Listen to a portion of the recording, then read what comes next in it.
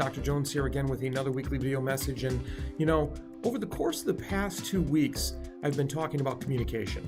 And so the first week was about listening and better strategies or ways that we could listen to people. The second week was about talking and better ways to address people and get our message across. Well, this week, I want to wrap that whole series up with number 3. I want to talk about dancing. Wait, what? Dancing? Dancing.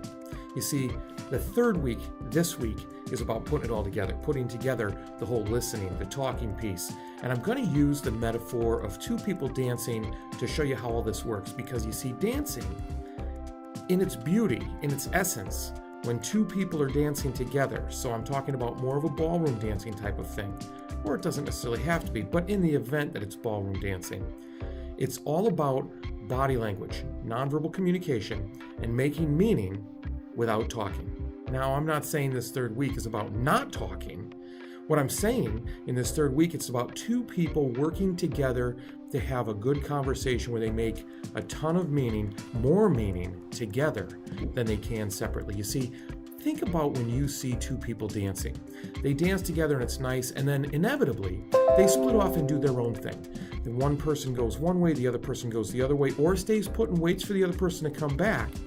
And that gives us that moment of clarity, that moment to look at that one person and say, wow, they're doing a really good job.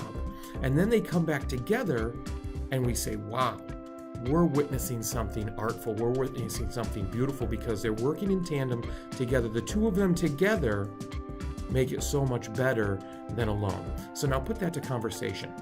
Conversation, in its essence, is about taking turns, sharing the spotlight, letting one person talk without interrupting and listening, so you practice the listening from week 1, and then taking your turn to talk after they've expended their time to talk.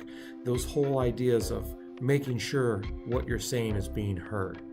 It's not as easy as it sounds, and oftentimes, think about it.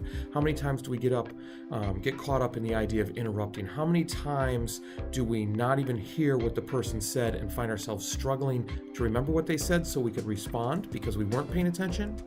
Or to actually remember what we wanted to say because they interrupted us and broke our train of thought?